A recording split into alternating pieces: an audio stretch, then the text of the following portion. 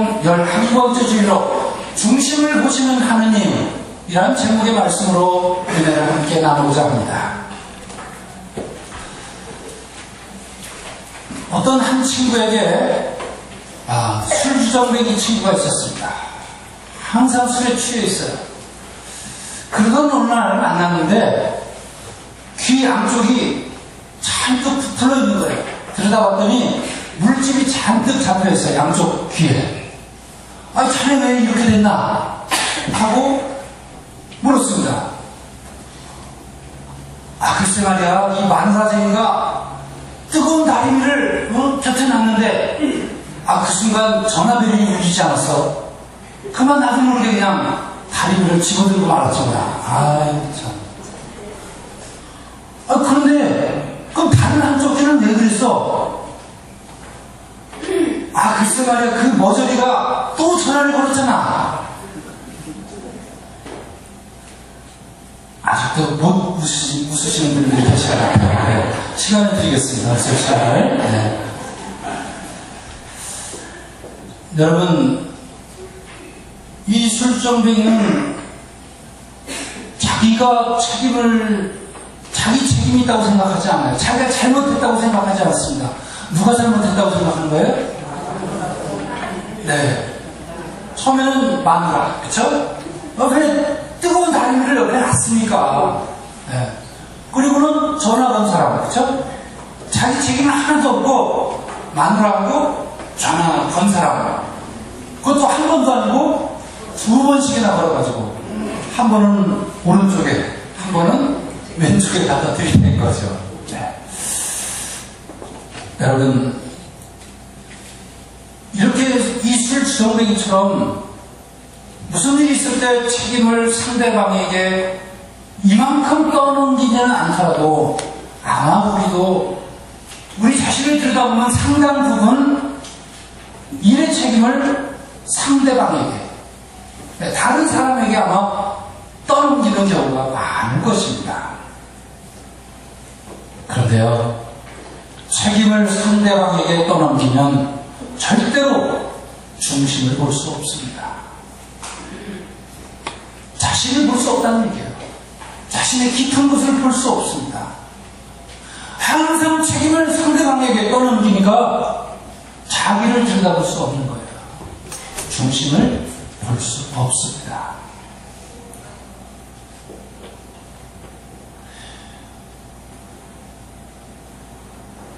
이제 갓 20살을 넘은 아가씨가 있었습니다. 어느 날 비몽사몽간에 하느님의 음성을 들었어요. 너는 100살까지 살 것이다. 이 아가씨가 기분이 너무 좋았어요. 감격했습니다.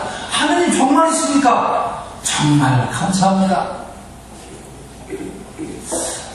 내가 100살까지 살 수 있다니 어떻게 해야 될까 생각하던 이 아가씨는 성형수술을 했습니다. 내가 앞으로 한 80년 가까이 살 수 있을 텐데 내가 더 예쁘고 멋지게 멋진 얼굴로 살아가야지 하는 생각에 성형수술을 했어요. 성형수술이 잘 됐습니다.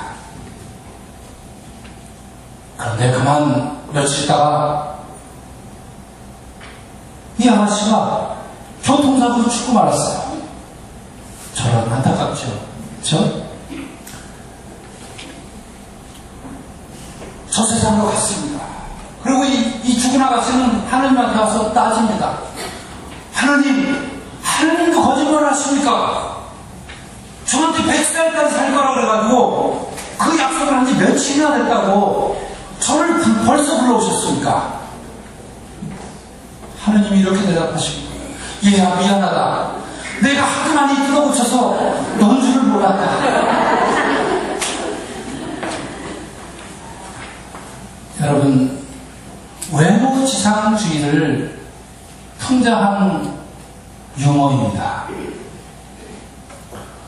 얼마나 많이 뜯어고치는지 몰라요. 다행히 우리 교우님들은 제가 보니까 별로 뜯어고치시는 분들이 안 계셔서 얼마나 다행인지 모릅니다. 이미 미모가 출중하시기 때문에 전혀 그럴 필요가 없죠. 네? 네. 여러분, 우리나라 말고 다른 나라 이렇게 가보셨죠? 우리하고 피부색이 비슷한 이 동남아 지역을 한번 가보신 분들은 알 겁니다. 중국 가보셨죠? 일본 가보셨죠? 네, 베트남이나 혹은 필리핀이나 인근 나라 가보셨죠? 여러분, 제가 보니까 우리 한국 여자분이 제일 이뻐요. 네. 제가 하는 말 거짓말입니까? 안 그렇죠? 진짜죠? 제일 예뻐요. 그런데 안타깝게도요, 세계에서 성형수술을 가장 많이 하는 나라가 대한민국입니다. 최고입니다. 최고. 제일 많이 뜯어고쳐요. 뭔가 잘못된 거죠. 병든 겁니다. 병. 이거는 몸이 병든 게 아니라 정신이 병든 겁니다.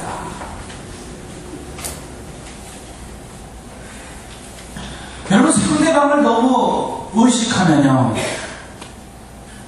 절대로 중심에 다다를 수가 없습니다.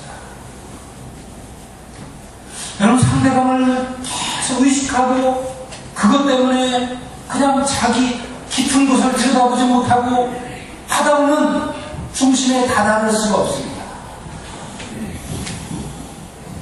남에게 책임을 떠넘기다 보면 중심을 볼 수 없고요. 나를 너무 의식하면 중심에 다다를 수가 없는 것입니다. 유명한 철학자 베이컨이라는 사람 아시죠? 네.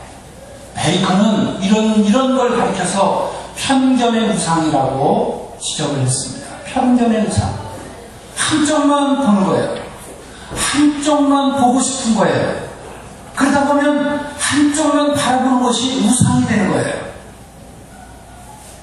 물질은 너무 바라다 보고 거기에 마음을 다 뺏기고 노예가 되면 물질의 우상이 되는 것처럼 한쪽만 바라보고 외모만 바라보고 그 사람을 만나면서 그 사람의 속 깊은 마음, 그 따뜻하고 훈훈함, 또 그 사람이 가지고 있는 지적인 능력, 이런 것은 외면하고 그냥 얼굴만 쳐다보고 이러다 보면 결국은 편견의 우상에 사로잡히는 겁니다. 그 왜 그러냐?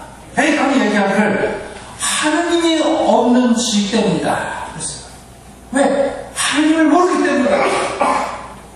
하나님의 지식을 아는 자에게는 편견의 우상을 벗어날 수 있는 능력과 힘이 나온다는 거예요.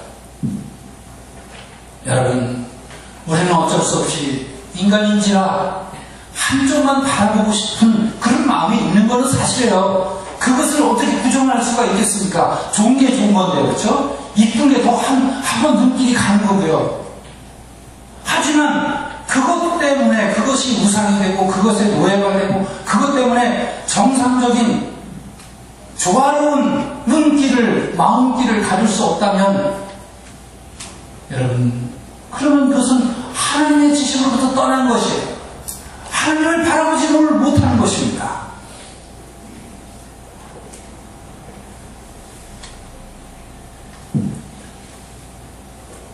중심을 본다는 것이 무엇인지 오늘 성경의 말씀들은 우리에게 가르쳐주고 있습니다. 구약의 말씀, 이독서 고린도후서의 말씀, 그리고 마르코 복음의 말씀, 이 모두 다요, 중심을 보는 것이 무엇인지를 우리에게 가르쳐주고 있어요. 어떻게 하면 중심으로 다가갈 수 있는지, 어떻게 하면 하나님의 뜻과 마음 가까운 곳으로 갈 수 있는지를 우리에게 가르쳐주고 있다는 이야기입니다. 오늘 특별히 구약의 말씀은요, 하나님께서 이스라엘의 두 번째 왕을 세울 때 이야기입니다. 이스라엘의 첫 번째 왕을 세웠는데 그만 그 첫 번째 세워진 왕 사울이 하나님의 마음의 중심으로부터 벗어나 버렸어요. 그러니까 하나님께서는 일찌감치 두 번째 왕을 선택을 하게 됩니다. 누구를 통해서 선택했어요? 사무엘 선지자를 통해서 선택을 합니다. 그래서 사무엘이 이새의 가정이 있는 그 마을을 찾아갔어요. 목욕 재개하고 준비를 단단히 잘 하고 나오라고 했어요. 그리고 이새의 아들들을 불러 모았습니다. 속마음에 왕을 세워야 하는 것이었죠. 이새나 이새의 자식들은 모릅니다. 사무엘만이 알고 있었어요. 다 모아라. 그랬더니 이새의 아들 7명이 모였어요. 7명. 그런데 사무엘이 첫 보는 순간 큰아들 엘리압이 마음에 들었어요. 딱 보는 순간 키도 크고 남자답게 생기고 씩씩하고 목소리도 아주 장대하고, 야, 저놈이구나.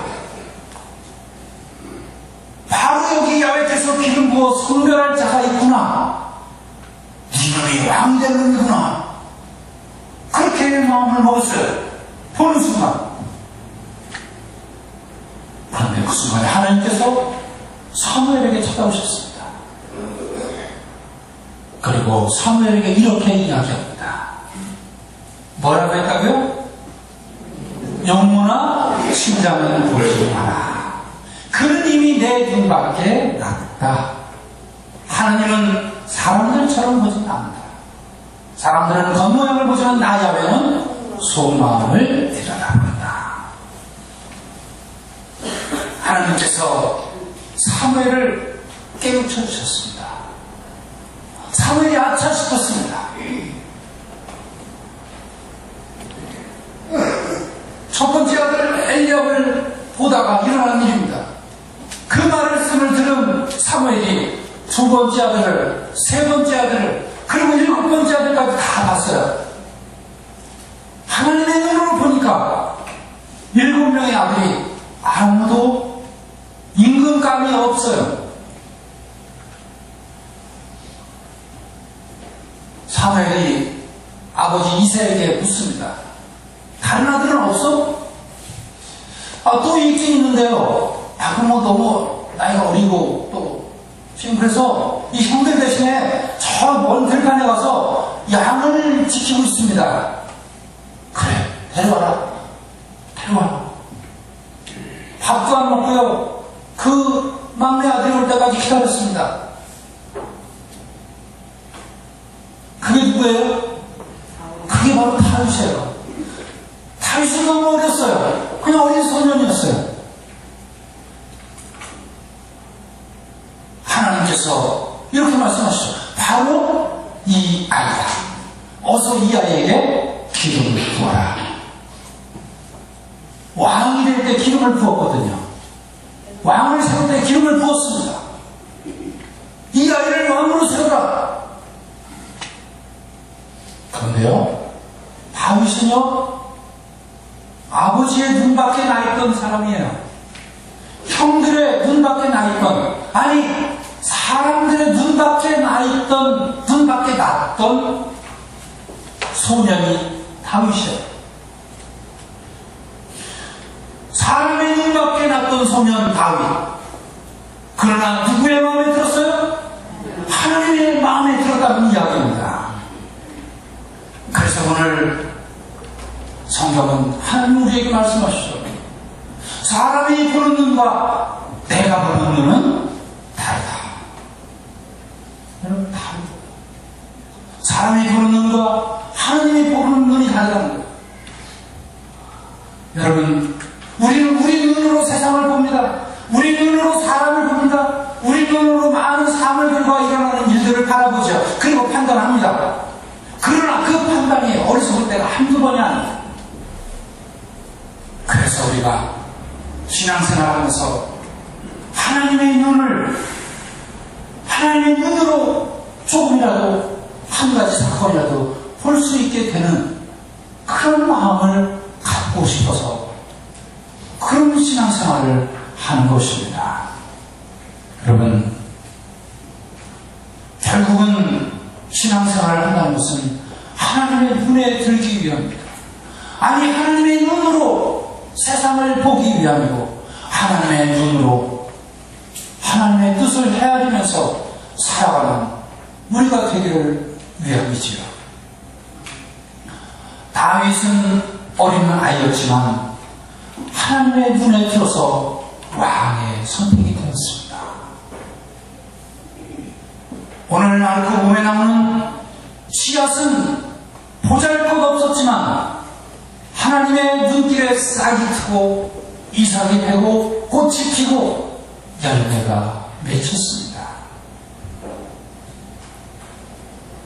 또 한 번, 두 번째 비유, 세상에서 가장 작은 겨자씨 한 알이었지만 하나님의 눈길이 스쳐갈 때에 그 겨자씨는 세상의 어떤 구성이보다도 크게 자란다고 성경은 말씀하고 있습니다. 사랑하는 교회 여러분, 우리는 우리의 눈 안에 하나님의 마음의 눈을 담기를 원합니다. 하나님의 뜻이 우리의 속 마음과 우리의 눈을 통해서 세상을 바라볼 수 있어야 합니다. 이럴 때 우리는 하나님 중심의 고백을 하는 신앙인이 될 수 있겠지요. 자, 우리가 큰 소리로 하나님 중심의 고백을 함께 해봅시다. 시작. 우리는 보이는 것으로 살아가지 않고 믿음으로 살아갑니다. 고린도서 5장 7절 말씀입니다. 다시 한번 할까요? 시작. 우리는 보이는 것으로 살아가지 않고 믿음으로 살아갑니다. 성부와 성자와 성령의 이름으로 말씀드렸습니다.